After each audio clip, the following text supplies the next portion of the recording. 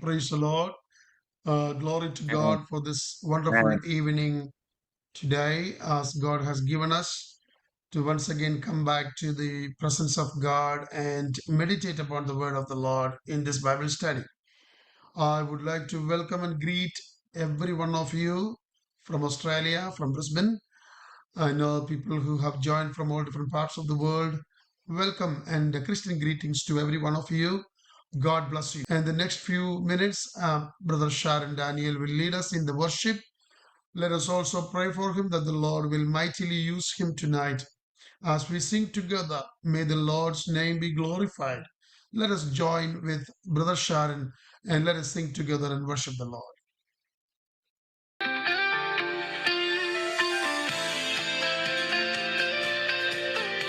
Praise you, Jesus.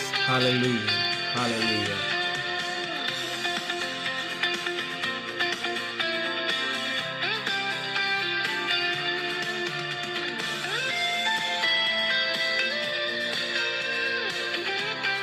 Worship. Amen. പാതയാകും യേശുനാഥാ, എന്നെ കാക്കും ദൈവം നീയേ. എന്റെ പാതയാകും യേശുനാഥാ, എന്നെ കാക്കും ദൈവം നീയേ. മഹിമയും ബലവും നിറഞ്ഞവനേ, എന്നുമെന്നും സ്തുതി നിനക്ക്. മഹിമയും ബലവും നിറഞ്ഞവനേ, എന്നുമെന്നും സ്തുതി നിനക്ക്. ആരാധന അങ്ങേക്ക്, ആരാധന അങ്ങേക്ക്, ആരാധന അങ്ങേക്ക്, ആരാധന അങ്ങേക്ക്, ആരാധന അങ്ങേക്ക്, ആരാധന അങ്ങേക്ക്, ആരാധന അങ്ങേക്ക്, ആരാധന അങ്ങേക്ക്.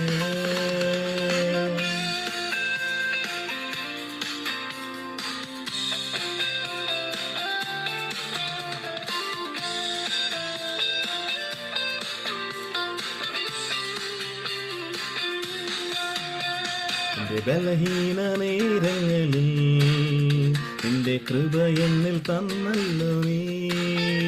എന്റെ ബലഹീന നേരങ്ങളിൽ നിന്റെ കൃപ എന്നിൽ തന്നല്ലോ നീ. യേശുനാഥ നീ എൻ ബലമായതാൽ ഞാനൊട്ടും ഭയപ്പെടില്ല. ഓ യേശുനാഥ നീ എൻ ബലമായതാൽ ഞാനൊട്ടും ഭയപ്പെടില്ല. ആരാധന അങ്ങേക്ക്, ആരാധന അങ്ങേക്ക്, ആരാധന അങ്ങേക്ക്, ആരാധന അങ്ങേക്ക്, ആരാധന അങ്ങേക്ക്, ആരാധന അങ്ങേക്ക്, ആരാധന അങ്ങേക്ക്, ആരാധന അങ്ങേക്ക്, ആരാധന അങ്ങേക്ക്, ആരാധന അങ്ങേക്ക്, ആരാധന അങ്ങേക്ക്, ആരാധന അങ്ങേക്ക്. Lord, thank you, Brother Sharon, for that wonderful songs as we are able to surrender ourselves in the hands of God for the work of the Holy Spirit, the flow of that river that may flow through us and in us and out of us as we meditate and pray and meditate upon the word of the Lord tonight. Let us start the second session or the second episode of the book of Romans, the study from the book of Romans. നമുക്ക് രണ്ടാമത്തെ ആഴ്ചയിലേക്കാണ് കടന്നു വന്നിരിക്കുന്നത്. ഈ രണ്ടാമത്തെ episode അല്ലെങ്കിൽ രണ്ടാമത്തെ class പ്രാർത്ഥനാപൂർവ്വം നമുക്ക് പിന്നെയും ആരംഭിക്കാം. കഴിഞ്ഞ ആഴ്ചയിൽ നാം ഇതിന്റെ ഇൻട്രൊഡക്ഷൻ, ഈ ബുക്കിന്റെ ഇൻട്രൊഡക്ഷനെ കുറിച്ചാണ് സംസാരിച്ചത്. Last week we have gone through the introduction to the book of Romans. And tonight also we will continue because, as I told you last week, we would not be finishing the introduction itself in 1 week. We might need 2 weeks. Exactly tonight also we are going to continue on the introduction part of this study. ഇന്ന് രാത്രിയിലും കഴിഞ്ഞ ആഴ്ച ഓർമ്മിപ്പിച്ചതുപോലെ തന്നെ നമ്മുടെ ആമുഖം അല്ലെങ്കിൽ ഈ ബുക്കിനോടുള്ള ഇൻട്രൊഡക്ഷന്റെ continuation ആണ് നാം പഠിക്കുവാനായിട്ട് പോകുന്നത്.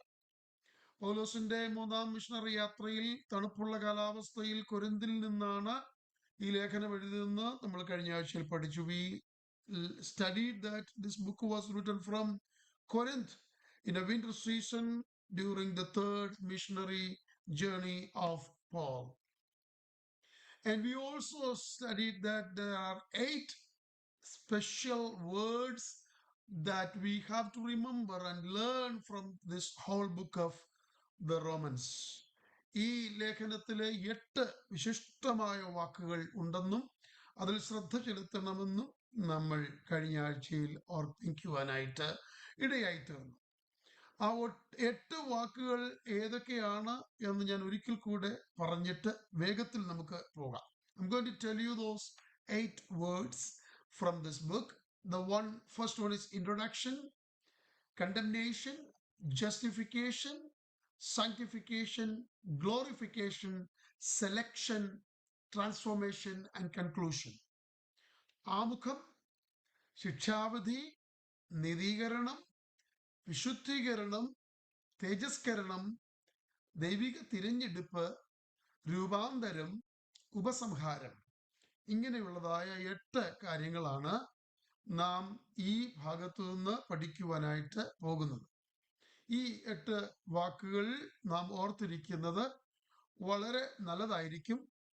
ഈ 8 കാര്യങ്ങളാണ് നമ്മുടെ ഇൻട്രൊഡക്ഷനിൽ ഉൾപ്പെടുത്തിയിരിക്കുന്നത്. These are the 8 words that we have included in these 2 classes of our introduction.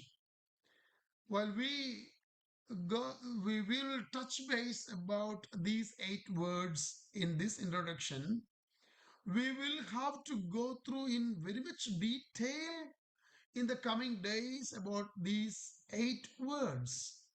ഇന്ന് രാത്രിയിലും കൂടെ നടക്കുന്ന ഈ ആമുഖത്തിൽ 8 വാക്കുകളെ കുറിച്ച് ചുരുക്കമായിട്ട് മാത്രം നാം സംസാരിക്കുമ്പോൾ തന്നെ ഇനി വരുവാൻ പോകുന്ന ദിവസങ്ങളിൽ കർത്താവ് അനുവദിച്ചാൽ നാം 8 വാക്കുകളെ വിശകലനം ചെയ്ത് വിശദമായ നിലയിൽ ഇത് പഠിക്കുവാനായിട്ട് പോകുകയാണ്. എന്താണ് ആമുഖം? ആമുഖത്തിൽ നമ്മൾ പറഞ്ഞു ദൈവത്തിന്റെ സുവിശേഷമാണ് റോമാലേഖനം. We have mentioned last week that the introduction is nothing but the gospel of God. The epistle of Romans, epistle to Romans is actually the gospel of God. In the condemnation, we said there is a need of salvation. ശിക്ഷാവിധിയെ കുറിച്ച് നമ്മൾ പറഞ്ഞപ്പോൾ രക്ഷയുടെ ആവശ്യത്തെ പറ്റി നമ്മൾ കഴിഞ്ഞ ആഴ്ചയിൽ പറയുവാനായിട്ട് ഇടയായി തീർന്നു. The whole mankind is helpless and hopeless when it comes to the God's condemnation. They can't escape it. But God has given us the free gift of salvation through Jesus Christ. Amen. നമുക്ക് രക്ഷപ്പെടുവാൻ യാതൊരു മാർഗവുമില്ലാതെ ദൈവിക ശിക്ഷാവിധികൾക്ക് പൂതരായി നാം കിട്ടുന്നപ്പോൾ ഒരു വ്യത്യാസവുമില്ല. എല്ലാവരും പാപം ചെയ്ത് ദൈവദേശത്ത് നഷ്ടപ്പെടുത്തി ഇല്ലാത്തവരായി തീർന്നു എന്ന് വചനം പറയുന്നത് പോലെ ആ അവസ്ഥയിൽ നമുക്ക് വേണ്ടി സൗജന്യമായ രക്ഷ കർത്താവ് നൽകി തന്നു എന്ന് ഈ ഭാഗത്തിൽ വെളിപ്പെടുത്തുന്നതായിട്ട് നമുക്ക് കാണുവാനായിട്ട് കഴിയും. മൂന്നാമത്തെ കാര്യം, the third thing that we mentioned last week is about justification. ദൈവിക നീതീകരണം എന്നുള്ളതായ വിഷയത്തെ കുറിച്ച് നാം സംസാരിക്കുവാനായിട്ടിടയായി തീർന്നു. ദൈവത്തിന്റെ രക്ഷ നമുക്ക് ലഭിക്കുന്നത് ദൈവിക നീതീകരണത്തിലൂടെയാണ് എന്ന് മനസ്സിലാക്കുവാനും ഇടയായി. We have learned that we receive the free gift of salvation only because through the justification process of God. Praise the Lord. And when we mentioned justification, we also mentioned about 3 particular words which are propitiation, redemption and reconciliation. പ്രായശ്ചിത്തം, വീണ്ടെടുപ്പ്, നിരപ്പ്, 3 വാക്കുകൾ. നമ്മൾ കഴിഞ്ഞ ആഴ്ചയിൽ ഈ നീതീകരണം എന്നുള്ള വാക്കിനകത്തു നിന്നുകൊണ്ട് ചിന്തിക്കുവാനായിട്ട് ഇടയായിത്തീർന്നു. ഈ പദങ്ങളെ കുറിച്ചൊക്കെ നമ്മൾ വിശദമായി പഠിക്കുവാൻ പോവുകയാണ്. ദൈവത്തിന് സ്തോത്രം ചെയ്യുന്നു. തുടർന്ന് പ്രൈസ് ദി ലോർഡ് നമ്മൾ പിന്നെ പഠിച്ചത് സാങ്ക്ടിഫിക്കേഷൻ എന്നുള്ള കാര്യം. വിശുദ്ധീകരണം എന്ന് പറയുന്നത് രക്ഷിക്കപ്പെട്ടവരുടെ ജീവിതചര്യയാണ് എന്ന് നാം പഠിക്കുവാനായിട്ട് ഇടയായി തീർന്നു. Sanctification is the next thing we gone through last week. What is sanctification? Sanctification is a life process or a lifelong process for those who are saved. Chapter 5 verse 12 onwards until chapter 8 verse 13, we can see the sanctification mentioned in the epistle of Romans. God is progressively revealed throughout the book of Romans. ദൈവത്തിന് സ്തോത്രം. ദൈവം ആരെന്ന ഈ റോമാലേഖനത്തിലുടനീളം പ്രോഗ്രസീവായിട്ട് വെളിപ്പെടുത്തിയതായിട്ടും നമുക്ക് പഠിക്കുവാനായിട്ട് ഇടയായി തീർന്നു. ദൈവത്തിന് സ്തോത്രം. ഇനി അടുത്ത് നമ്മൾ പഠിച്ചത്, last week we also gone through the introduction about glorification. കഴിഞ്ഞ ആഴ്ചയിൽ നമ്മൾ തേജസ്കരണത്തെ കുറിച്ചുള്ള ആമുഖവും അല്പമായി പഠിക്കുവാനായിട്ട് ഇടയായി തീർന്നു. ദൈവത്തിന് സ്തോത്രം. അപ്പോ the glorification is the purpose of salvation. രക്ഷയുടെ ഉദ്ദേശം, രക്ഷിക്കപ്പെട്ടു എന്ന് പറയുന്നതിന്റെ ഉദ്ദേശം എന്താണ് എന്ന് ചോദിച്ചു കഴിഞ്ഞാൽ, ഭാവിയിൽ നടക്കുവാനിരിക്കുന്ന തേജസ്കരണമല്ലാതെ മറ്റൊന്നും ഇല്ല. ദൈവത്തിന് സ്തോത്രം. So the glorification actually happens to our body, while the sanctifications happen to our inner man.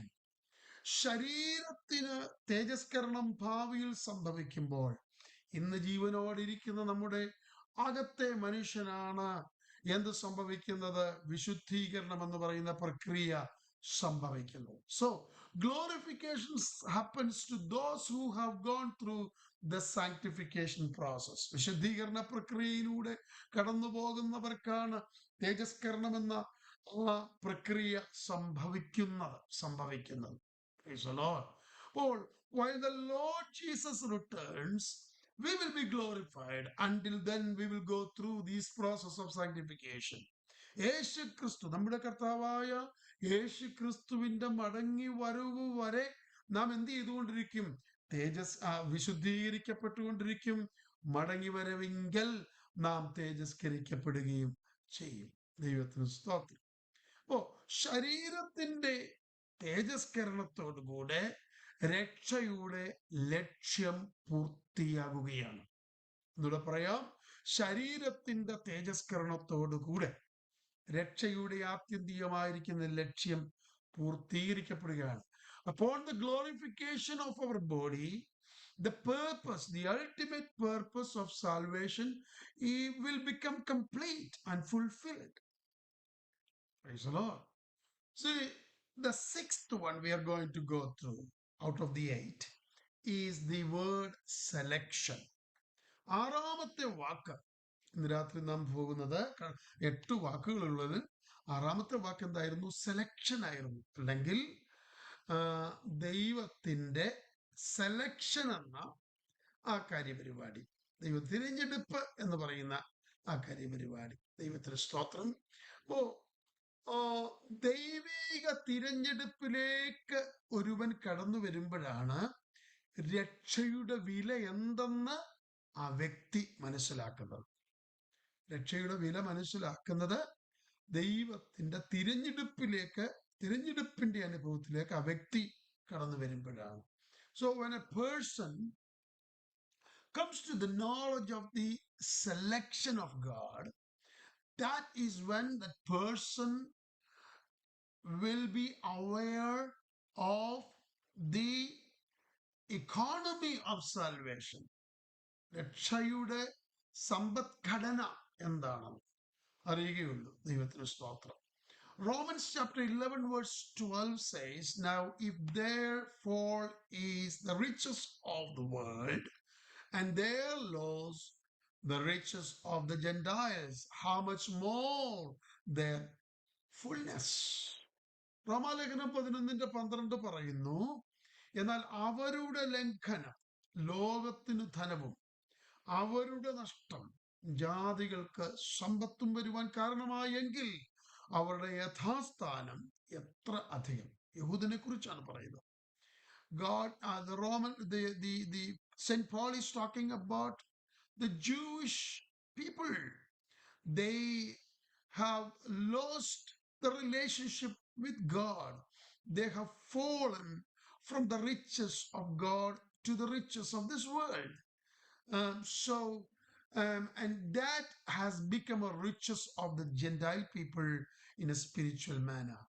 And if the Jewish people, if they are coming back to the Lord, then how much it is going to more benefit to the Gentiles. That is what Paul is mentioning here. Romans chapter 9 verse 1 through chapter 11 verse 36. Paul is talking about the selection of God. റോമലേഖനം 9-1 മുതൽ 11-36 വരെയുള്ള വാക്യങ്ങളിൽ ദൈവത്തിന്റെ തിരഞ്ഞെടുപ്പിനെ കുറിച്ച് സവിസ്തരമായിട്ട് പൗലോസ് വ്യക്തമാക്കുന്നുണ്ട്. 7:11 പറയുന്നു, കൊമ്പുകളിൽ ചിലത് ഒടിച്ചിട്ട് കാട്ടൊലിവായ നിന്നെ അവയുടെ ഇടയിൽ ഒട്ടിച്ചു ചേർത്ത് ഒലിവ് മരത്തിന്റെ ഫലപ്രദമായ വേരിന് പങ്കാളിയായി തീർത്തു. See, Paul is mentioning in Romans chapter 11 verse 17, he is talking about the grafting of Gentiles with the wild branches onto the olive tree. So that is the kind of selection God has done so that the Gentiles will become part of the one body of God, one body which is the church of God. ദൈവസഭ എന്ന ആത്മീക ശരീരത്തിന്റെ ഭാഗമായി തീരുവാൻ കാട്ടൊലിവാന്റെ ചില കൊമ്പുകളെ ഒടിച്ചിട്ട് നാട്ടൊലിവോട് ചേർത്ത് ഫലപ്രദമായി തീരേണ്ടതിന് ദൈവം ഒട്ടിച്ച പ്രക്രിയയാണ് ഈ സെലക്ഷൻ എന്ന് പറയുന്നത്, തിരഞ്ഞെടുപ്പ് എന്ന് പറയുന്നത്. Praise the Lord. So Paul is also mentioning that this salvation is a great salvation in the book of Hebrews. എബ്രായ ലേഖനത്തിൽ പൗലോസ് ഈ രക്ഷയെ പറ്റി പറയുന്നത് ഇത്ര വലിയ രക്ഷ എന്നുള്ളതാണ്. ദൈവത്തിന് സ്തോത്രം. Why Paul is mentioning that this is such a great salvation?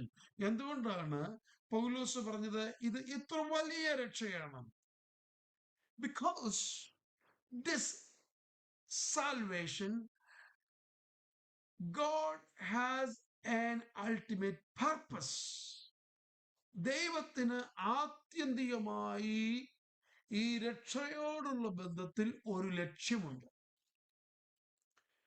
ആ ലക്ഷ്യം സാധ്യമാക്കി തീർക്കാനായിട്ടാണ് ദൈവം ഈ രക്ഷാ പദ്ധതി ആവിഷ്കരിച്ചത്. God has an ultimate purpose about human being or human race, and God has to achieve that ultimate purpose. And in order to achieve that ultimate purpose of God, God has started the process with the first step, that is the salvation. And that is why Paul is saying such a great salvation. അതുകൊണ്ടാണ് പൗലോസ് പറഞ്ഞത് ഇത്ര വലിയ രക്ഷ എന്ന് പറയുന്നത്. God is a powerful God, and God is very wise, and he is arranging everything for the fulfillment of the great purpose of God. ദൈവം വളരെ ജ്ഞാനിയായ ദൈവമാണ്. തന്റെ ഉദ്ദേശം നിറവേറ്റുന്നതിനു വേണ്ടി, ആത്യന്തിക ഉദ്ദേശത്തിനു വേണ്ടി ദൈവം ഈ കാര്യങ്ങളെ ക്രമാനുഗതമായിട്ട് ദൈവം അറേഞ്ച് ചെയ്തിരിക്കുകയാണ്. Praise the Lord. The last or the 7th verse is transformation. 7ാമത്തെ വാക്ക് എന്താണ്? രൂപാന്തരം എന്നുള്ള വാക്കാണ് 7ാമത്തെ വാക്ക്. What is transformation? The transformation is changes that will come in someone's life as a result of salvation. രക്ഷയുടെ എന്താണ് രൂപാന്തരം? രക്ഷിക്കപ്പെട്ട ഒരുവനിൽ രക്ഷിക്കപ്പെട്ടു എന്നുള്ള കാരണത്താൽ ജീവിതത്തിൽ സംഭവിക്കുന്ന സമൂലമായ മാറ്റമാണ് രൂപാന്തരം എന്ന് പറയുന്നത്. രക്ഷിക്കപ്പെട്ട ഒരുവനിൽ രക്ഷിക്കപ്പെട്ടു എന്ന് പറഞ്ഞ കാരണത്താൽ ജീവിതത്തിൽ സംഭവിക്കുന്ന സമൂലമായ മാറ്റം, അതിനെയാണ് ട്രാൻസ്ഫോർമേഷൻ അല്ലെങ്കിൽ രൂപാന്തരം എന്ന് പറയുന്നത്. The author is explaining about transformation in life in Romans chapter 12 verse 1 to Romans chapter 15 verse 13. ജീവിതത്തിൽ സംഭവിക്കുന്ന രൂപാന്തരം അല്ലെങ്കിൽ സംഭവിക്കേണ്ടുന്ന രൂപാന്തരത്തെ പറ്റി ലേഖകൻ റോമാലേഖനം 12:1 മുതൽ 15-13 വരെ വളരെ നന്നായിട്ട് വിശദീകരിച്ചിരിക്കുന്നത് നമുക്ക് പഠിക്കും. നാം അതൊക്കെ തുടർന്നുള്ള ദിവസങ്ങളിൽ പഠിക്കും. So transformation will have to happen in all different areas of someone's life, both private life and public life. ഒരു മനുഷ്യന്റെ, രക്ഷിക്കപ്പെട്ട മനുഷ്യന്റെ ജീവിതത്തിന്റെ സമസ്ത മേഖലകളിലും, അത് പൊതുജീവിതമാണെങ്കിലും സ്വകാര്യ ജീവിതമാണെങ്കിലും, അവിടെയെല്ലാം സംഭവിക്കേണ്ട സമൂലമായിരിക്കുന്ന മാറ്റങ്ങളെയാണ് പരിവർത്തനം അല്ലെങ്കിൽ ട്രാൻസ്ഫോർമേഷൻ എന്ന് പറയുന്നത്. So we will discuss this in detail when we will go through chapter 12 to 15. 12 മുതൽ 15 വരെയുള്ള അധ്യായങ്ങളിലൂടെ നാം സഞ്ചരിക്കുമ്പോൾ ഈ ട്രാൻസ്ഫോർമേഷൻ അല്ലെങ്കിൽ രൂപാന്തരം എന്ന് പറഞ്ഞ വിഷയത്തെക്കുറിച്ച് ഡീറ്റെയിൽ ആയി വിശദമായി സംസാരിക്കും. ദൈവത്തിന് സ്തോത്രം. We will see the sanctification is an important process which result in transformation. വിശുദ്ധീകരണം എന്ന് പറയുന്നത് പരിവർത്തനത്തിന് കാരണമാകുന്ന ഒരു പ്രധാന പ്രക്രിയയാണ് എന്ന് നാം തുടർന്നുള്ള ക്ലാസ്സുകളിൽ പഠിക്കാൻ പോവുകയാണ്. അപ്പോൾ വിശുദ്ധീകരണം എന്ന് പറയുന്നത് പരിവർത്തനത്തിന് കാരണമാകുന്ന പ്രധാന പ്രക്രിയയാണ്. So sanctification and transformation are closely bound together. വിശുദ്ധീകരണവും രൂപാന്തരവും പരസ്പരം വളരെ ഇഴയെടുപ്പമുള്ളതായി ബന്ധപ്പെട്ടിരിക്കുന്ന രണ്ട് വാക്കുകളാണ്. Sanctification is a process in life, while transformation is a practice in life. വിശുദ്ധീകരണം എന്ന് പറയുന്നത് ജീവിതത്തിൽ നാം അറിഞ്ഞുകൊണ്ട് ചെയ്യേണ്ട ഒരു പ്രക്രിയയാണ്. അതേസമയം പരിവർത്തനം അല്ലെങ്കിൽ രൂപാന്തരം എന്ന് പറയുന്നത് ജീവിതത്തിൽ നാം പരിശീലിക്കുന്ന കാര്യങ്ങളാണ്, വരുന്ന മാറ്റങ്ങളാണ്. While we are being sanctified, we are also being transformed from one form into another form, from one shape into another shape. നാം വിശുദ്ധീകരിക്കപ്പെടുമ്പോൾ, ദൈനംദിന ജീവിതത്തിൽ വിശുദ്ധീകരണ പ്രക്രിയയിലൂടെ നാം കടന്നു പോകുമ്പോൾ, ഒരു ജീവിതത്തിലെ അവസ്ഥയിൽ നിന്ന് മറ്റൊരു ജീവിത അവസ്ഥയിലേക്കും ഒരു രൂപത്തിൽ നിന്നും മറ്റൊരു രൂപത്തിലേക്കും നാം മാറ്റപ്പെടുന്ന ഒരവസ്ഥയുണ്ടല്ലോ, അതിനെ രൂപാന്തരം അല്ലെങ്കിൽ ട്രാൻസ്ഫോർമേഷൻ എന്ന് വിളിക്കപ്പെടുന്നു. We will study this process of sanctification and the practice of transformation in detail in the coming days. വിശുദ്ധീകരണം എന്ന് പറയുന്ന ഈ പ്രക്രിയയെക്കുറിച്ചും പരിവർത്തനം എന്ന് പറയുന്നതായ ഈ പരിശീലനത്തെക്കുറിച്ചും നമ്മൾ വിശദമായി തുടർന്നുള്ളതായ ക്ലാസ്സുകളിൽ പഠിക്കാൻ പോകുകയാണ്. ഇനിയും 8ാമത്തെ വാക്ക് conclusion. The 8th word is conclusion, upasamharam. What is that we can see from this book as a conclusion in Paul's writing? എന്താണ് പൗലോസിന്റെ ഈ എഴുത്തിൽ ഒരു കൺക്ലൂഷൻ എന്ന നിലയിൽ ഈ ലേഖനത്തിൽ നമുക്ക് കാണാനായിട്ട് കഴിയുന്നത്?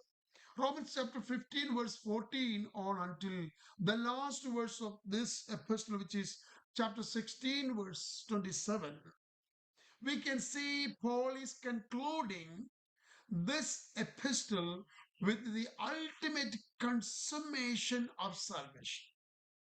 രക്ഷയുടെ ആത്യന്തികമായ പൂർത്തീകരണം എന്തെന്ന് വിശകലനം ചെയ്തുകൊണ്ടാണ് ഈ ലേഖനം പൗലോസ് അവസാനിപ്പിക്കുന്നത്.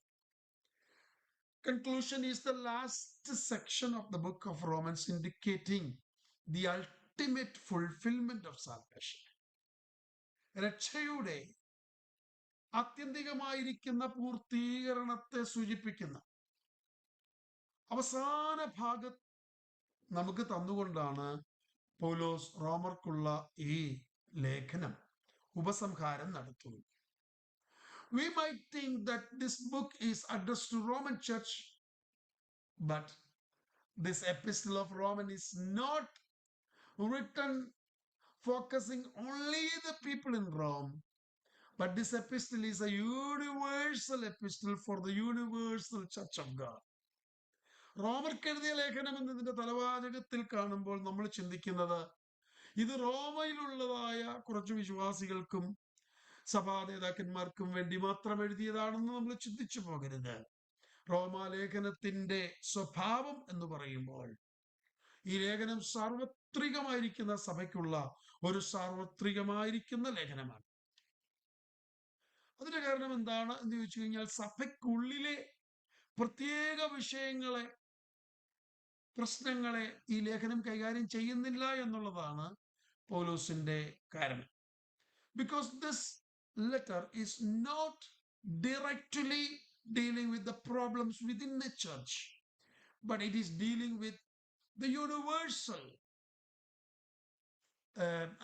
doctrinal matters like salvation, sanctification, glorifications, etc. And that is why Paul would like to call this, and I would like to call this epistle as a universal epistle for the universal church of God. അതുകൊണ്ടാണ് ഞാനും ഈ ലേഖനത്തെ സാർവത്രികമായ ഒരു ലേഖനം, സാർവത്രികമായിരിക്കുന്ന ദൈവസഭയ്ക്ക് വേണ്ടിയിട്ടുള്ളത് എന്ന് പറയുവാൻ ആഗ്രഹിക്കുന്നത്, ഇഷ്ടപ്പെടുന്നത്. In a doctrinal perspective, this epistle is for the universal church of God, while in a practical perspective, it is also for the local church. ഉപദേശപരമായ വീക്ഷണത്തിൽ ഈ ലേഖനം സാർവത്രികമായിരിക്കുന്ന സഭയ്ക്ക് വേണ്ടിയിട്ടുള്ളതാണെന്ന് നമ്മൾ പറയുമ്പോൾ തന്നെ പ്രായോഗിക ക്രിസ്തീയ ജീവിതത്തിന്റെ വീക്ഷണത്തിൽ ഈ ലേഖനം പ്രാദേശിക സഭയ്ക്കുള്ളതാണ് എന്ന് നമുക്ക് പഠിക്കുവാനായിട്ട് കഴിയുന്നു. ഇനി നമ്മളിപ്പോൾ 8 കാര്യങ്ങൾ ഇൻട്രൊഡക്ഷനിൽ പറഞ്ഞു കഴിഞ്ഞു. 8 കാര്യങ്ങൾ പറഞ്ഞു. 8 കാര്യങ്ങൾ നിങ്ങൾ എഴുതിയെടുത്തിട്ടുണ്ടെന്ന് എനിക്കറിയാം, ഇല്ലെങ്കിൽ ഓർമ്മയിൽ നിൽക്കുമായിരിക്കും. തുടർന്ന് now we are going to see the major structure of this epistle.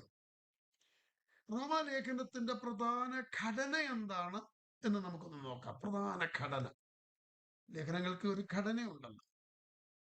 The major structure of this book of Romans are 3 important words. 3 സുപ്രധാനമായ വാക്കുകളാണ് ഈ റോമാലേഖനത്തിന്റെ പ്രധാന ഘടന. And those 3 important words are salvation, life and building. രക്ഷ, ജീവൻ, പിന്നെ ക്രിസ്തു ശരീരമായ കെട്ടിടം എന്ന 3 കാര്യങ്ങളാണ് ഈ റോമാലേഖനത്തിന്റെ പ്രധാന ഘടന എന്ന് പറയുന്നത്. And what is salvation? Let's look into salvation, which is the first structure of this book. Salvation includes propitiation, redemption, justification, reconciliation, selection and predestination. രക്ഷ എന്ന് പറയുന്നതായ ആ ഒരു വിഷയത്തിനകത്ത് പല കാര്യങ്ങൾ അടങ്ങിയിട്ടുണ്ട് അതിനകത്ത് പ്രായച്ചിത്തം അടങ്ങിയിട്ടുണ്ട്, വീണ്ടെടുപ്പ് അടങ്ങിയിട്ടുണ്ട്, നീതീകരണം അടങ്ങിയിട്ടുണ്ട്, നിരപ്പ് അടങ്ങിയിട്ടുണ്ട്, തിരഞ്ഞെടുപ്പ് അടങ്ങിയിട്ടുണ്ട്, മുൻനിർണയം എന്ന വിഷയം കൂടെ ഉൾപ്പെടുത്തിയിട്ടുണ്ട്. In eternity past, God predestined us. Then he called us, redeemed us, justified us, reconciled us to himself, and thus we have salvation. അനാദി ഭൂതകാല നിത്യതയിൽ ദൈവം തന്റെ മുൻനിർണയത്തിൽ നമ്മെ കണ്ടിരുന്നു. ദൈവത്തിന്റെ മുൻനിർണയത്തിൽ ഞാനും നിങ്ങളും ഉണ്ടായിരുന്നു. പക്ഷെങ്കിൽ കാലത്തികവിങ്കൽ അവൻ നമ്മെ വിളിച്ചു, വീണ്ടെടുത്തു, നീതീകരിച്ചു, ദൈവത്തോട് നിരപ്പിച്ചു. അങ്ങനെ നമുക്ക് രക്ഷ സൗജന്യമായി ലഭിക്കുവാനായിട്ട് ഇടയായിത്തീർന്നു. So let's look into these two different words and the difference between these two words, which are redemption and salvation. We must study this. നമ്മൾ പഠിച്ചിരിക്കേണ്ട, അറിഞ്ഞിരിക്കേണ്ട രണ്ട് വാക്കുകൾ തമ്മിലുള്ള ഒരു വ്യത്യാസമുണ്ട്. വീണ്ടെടുപ്പും രക്ഷയും എന്ന് പറയുന്ന രണ്ട് വാക്കുകൾ. നമ്മൾ ഒരു പക്ഷെ തെറ്റിദ്ധരിക്കാൻ സാധ്യതയുണ്ട്. വീണ്ടെടുപ്പ് തന്നെയാണ് രക്ഷയാണ്. അല്ല, അങ്ങനല്ല. We might misunderstand that redemption and salvation are the same thing. No, it's not like that. These are two different things. I will explain to you. ഞാൻ നിങ്ങളെ എക്സ്പ്ലെയിൻ ചെയ്ത് കേൾപ്പിക്കാം. എന്താണ് വീണ്ടെടുപ്പും രക്ഷയും തമ്മിലുള്ള വ്യത്യാസം. First of all, let us see what is redemption. എന്താണ് വീണ്ടെടുപ്പ്? Redemption is a process that Christ has accomplished in the eyes of God the Father when he reconnected man with the Father. എന്താണ് വീണ്ടെടുപ്പ് എന്ന് പറയുന്നത്? ശ്രദ്ധിച്ചു കേൾക്കണം. പിതാവായ ദൈവത്തിന്റെ ദൃഷ്ടിയിൽ മനുഷ്യൻ ആരായിരുന്നു? വീണുപോയവനായിരുന്നു. ഈ വീണുപോയ മനുഷ്യനെ പിതാവായ ദൈവത്തെങ്കിലേക്ക് മടക്കി കൊണ്ടുവരുവാൻ യേശുക്രിസ്തു പിതാവായ ദൈവത്തിന്റെ ദൃഷ്ടിയിൽ ചെയ്ത ഒരു പ്രക്രിയയാണ് വീണ്ടെടുപ്പ്. വീണ്ടെടുത്തു. ആരെ വീണ്ടെടുത്തു? അകന്നുപോയ, കളഞ്ഞുപോയ ഈ മനുഷ്യനെ ദൈവത്തിന് വീണ്ടെടുത്തു കൊടുത്തു. ഇടയിൽ നിന്ന്, മനുഷ്യനും ദൈവത്തിനും ഇടയിൽ യേശുക്രിസ്തു നിന്നിട്ട് കുഴഞ്ഞ ചേറ്റിൽ കിടന്ന മനുഷ്യനെ കരം പിടിച്ചുയർത്തി വീണ്ടെടുത്ത് ആർക്ക് കൊടുത്തു? പിതാവായ ദൈവത്തിന് കൊടുത്തു. നമ്മെ പിതാവായ ദൈവത്തിന് കൊടുത്ത ആ പ്രക്രിയയാണ് വീണ്ടെടുപ്പ് എന്ന് പറയുന്നത്. വീണ്ടെടുപ്പ് എന്ന് പറയുന്നത്. So what is salvation then? What is salvation? I told you what is redemption, which is a process that Jesus has done for satisfying the God Father and redeeming us from the miry pit and giving us unto the God the Father. And what is salvation then? Salvation is what God has gifted us. The Father God has gifted upon us when God the Father has accepted the redemption work of Jesus Christ. മനസ്സിലായോ? രക്ഷ എന്ന് പറയുന്നത് യേശുക്രിസ്തു നമ്മെ വീണ്ടെടുത്ത് ആ പ്രക്രിയയിലൂടെ ദൈവത്തിന് കൊടുത്തപ്പോൾ പിതാവായ ദൈവം നമുക്ക് തന്ന ഒരു ഫ്രീ ഗിഫ്റ്റ് ആണ്. യേശുക്രിസ്തുവിന്റെ ആ വീണ്ടെടുപ്പിന്റെ വിലയെ പിതാവായ ദൈവം എന്ത് ചെയ്തു? അംഗീകരിച്ചു കഴിഞ്ഞപ്പോൾ, ആ വീണ്ടെടുപ്പിന്റെ വിലയെ അംഗീകരിച്ചു കഴിഞ്ഞപ്പോൾ പിതാവ് നമുക്ക് നൽകി തന്ന ദാനമാണ് രക്ഷ എന്ന് പറയുന്നത്. അപ്പോൾ വീണ്ടെടുപ്പും രക്ഷയും തമ്മിൽ അല്പ വ്യത്യാസമുള്ളത് നമ്മളിപ്പോൾ കണ്ടുപിടിച്ചു. ഇനി തെറ്റിപ്പോകരുത്.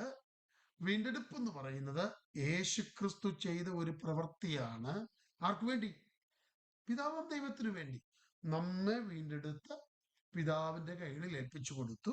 എന്നാൽ രക്ഷ എന്ന് പറയുന്നത് ആ യേശുക്രിസ്തു ചെയ്ത വീണ്ടെടുപ്പ് എന്ന് പറയുന്ന പ്രോസസ്സിനെ അംഗീകരിച്ചു കഴിഞ്ഞപ്പോൾ പിതാവായ ദൈവം നമുക്ക് തന്ന ദാനമാണ് രക്ഷ. So when God the Father has accepted the work of redemption by Jesus Christ, He, the Father of God, has given us the free gift of salvation. Praise God. Redemption is practical and it is an objective. But the salvation is spiritual and it is subjective. വീണ്ടെടുപ്പ് എന്ന് പറയുന്നത് ഒരു ക്രിയയാണ്. അതിനകത്തൊരു ക്രിയയുണ്ട്. ഒരു കാര്യം ചെയ്യേണ്ടതായിട്ടുള്ള വസ്തുനിഷ്ഠമായ ഒരു കാര്യം ചെയ്യേണ്ട കാര്യമാണ് വീണ്ടെടുപ്പ് എന്ന് പറയുന്നത്. പക്ഷെങ്കിൽ രക്ഷ എന്ന് പറയുന്നത് ആത്മനിഷ്ഠമാണ്, ആത്മാവിൽ സംഭവിക്കുന്നതാണ്. Praise God. So നമുക്ക് ആ കാര്യം മനസ്സിലായി എന്ന് ഞാൻ ചിന്തിക്കുന്നു. I think and I believe you have clearly understood the difference between redemption and salvation. And the second word we said was life. രണ്ടാമത്തെ വാക്ക് നമ്മൾ പറഞ്ഞത് ജീവൻ എന്നുള്ള വാക്കാണ്. 5-ാം അധ്യായത്തിന്റെ 12 മുതൽ 8-ാം അധ്യായത്തിന്റെ 39 വരെയുള്ള വാക്യങ്ങളിൽ മരണത്തെക്കുറിച്ചും ജീവനെക്കുറിച്ചുമൊക്കെ പൗലോസ് പറയുന്നുണ്ട്. From chapter 5 verse 12 onwards until chapter 8 verse 39, Paul is mentioning about death and life. And this is nothing but the spiritual death and spiritual life. According to chapter 8, the life is 4 types. There are 4 types of life, which we will see as we come across those chapters and later. 8 വിധത്തിലുള്ള ജീവനെ കുറിച്ച് 4 വിധത്തിലുള്ള ജീവനെ കുറിച്ച് 8-ാമത്തെ അധ്യായത്തിൽ പൗലോസ് വിശകലനം ചെയ്യുന്നുണ്ട്. നമ്മളതൊക്കെ പഠിക്കും തുടർന്നുള്ളതായ ദിവസങ്ങളിൽ. അടുത്തത് last thing is building. What is building? The building which is the body of Christ, the church. In the last part of Romans 1, from chapter 12 to chapter 16 verse 27, Paul is mentioning about the united body of Christ, just like a building, the body with all of its expressions in the local churches. അവസാന ഭാഗത്ത് റോമാലേഖനം 12-1 മുതൽ 16-ാം അധ്യായത്തിന്റെ 27 വരെയുള്ള വാക്യങ്ങളിൽ ഒരു കെട്ടിടം പോലെ ഐക്യതയുള്ള ക്രിസ്തുവിന്റെ ശരീരത്തെക്കുറിച്ച് പൗലോസ് പരാമർശിക്കുന്നു. പ്രാദേശിക സഭകളിലെ അതിന്റെ എല്ലാ ഭാവഭേദങ്ങളെ പറ്റിയും പൗലോസ് ഇവിടെ വിശകലനം ചെയ്യുന്നതായിട്ട് നമുക്ക് കാണുവാനായിട്ട് കഴിയുന്നുണ്ട്. So 3 major structure of the book of Romans are salvation, life and building. 3 പ്രധാനപ്പെട്ട ഘടനകൾ ഈ റോമാലേഖനത്തിലുള്ളത് നമ്മുടെ മനസ്സിൽ വെച്ചുകൊണ്ടിരിക്കണം. അത് എന്തെല്ലാമാണ്? രക്ഷ, സാൽവേഷൻ, ലൈഫ്, ജീവൻ, ബിൽഡിംഗ്, ക്രിസ്തു ശരീരമായ കെട്ടിടം. അപ്പൊ ഈ 3 ഘടനകളെ മനസ്സിൽ വെച്ചുകൊണ്ടാണ് പൗലോസ് റോമിലുള്ള വിശുദ്ധന്മാർക്കും അതുപോലെ തന്നെ സാർവത്രികമായിരിക്കുന്ന സഭയ്ക്കും ഈ ലേഖനം എഴുതുന്നത്. So when writing this particular epistle, Paul is writing this one to the people in Rome as well as the people across the world as a universal church, keeping in mind these 3 particular words which are the structure of this epistle, and that are salvation, life and building. So, and I have only a few more minutes to finish today's class. And I would like to go through the importance and impact of Paul's letter of Romans. പൗലോസിന്റെ ഈ ലേഖനം അതിന്റെ പ്രാധാന്യവും സ്വാധീനവും ചില വ്യക്തികളിൽ സംഭവിച്ചത് നമുക്കൊന്ന് നോക്കാം. The impact of the book of Romans to Saint Augustine.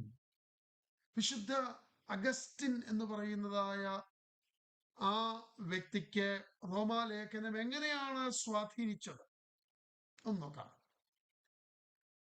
The chapter number 13 verse 13 and 14 influenced Saint Augustine and led him to surrender his life to God.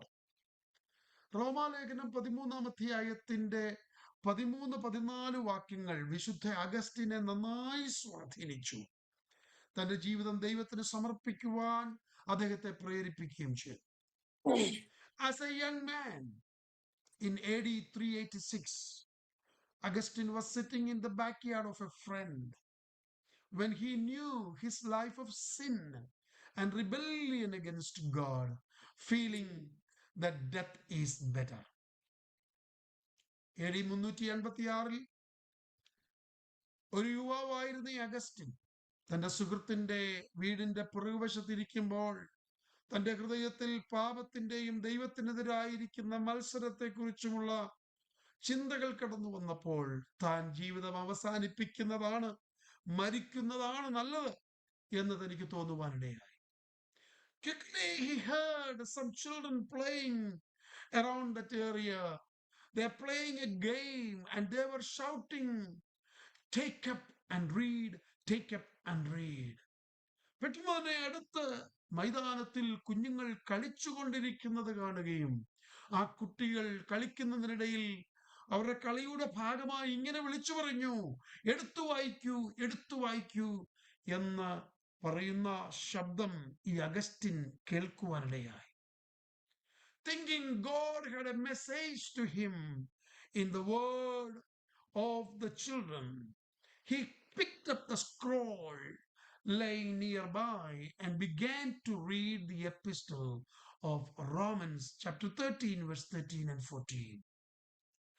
ദൈവം കുട്ടികളുടെ വാക്കുകളിലൂടെ തന്നോട് സംസാരിക്കുന്നു എന്ന് വിശ്വസിച്ചുകൊണ്ട് അയാൾ സമീപത്ത് വെച്ചിരുന്ന ഒരു ചുരുളെടുത്ത് റോമാലേഖനത്തിന്റെ 13-ാം അധ്യായത്തിന്റെ 13-14 വാക്യങ്ങൾ വായിക്കുവാനായിട്ട് തുടങ്ങി.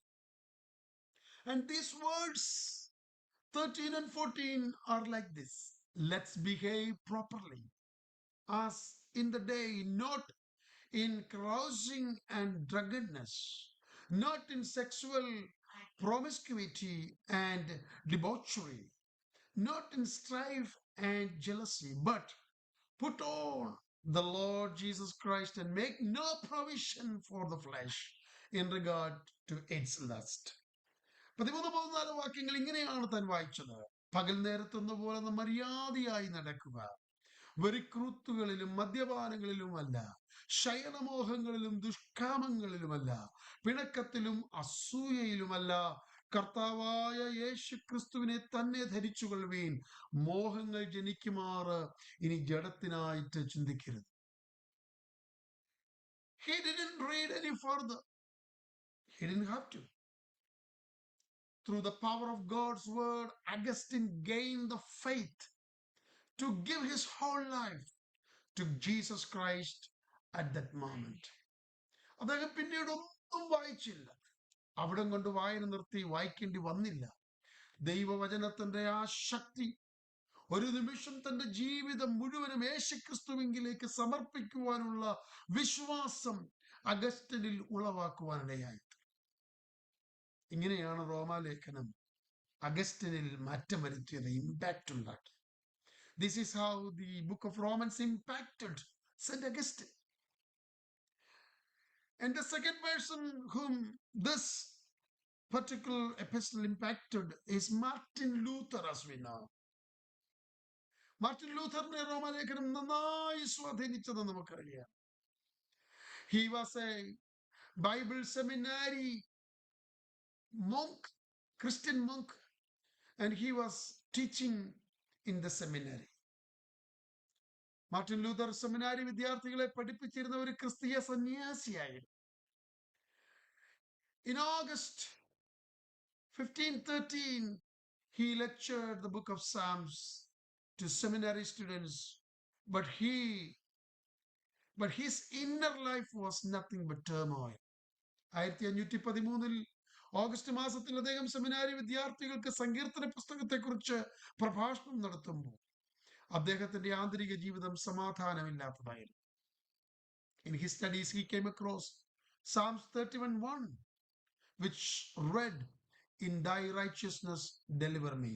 പഠനത്തിനിടയിൽ 31 സങ്കീർത്തനത്തിന്റെ 1 വാക്യത്തിലേക്ക് അദ്ദേഹം കടന്നു വന്നു.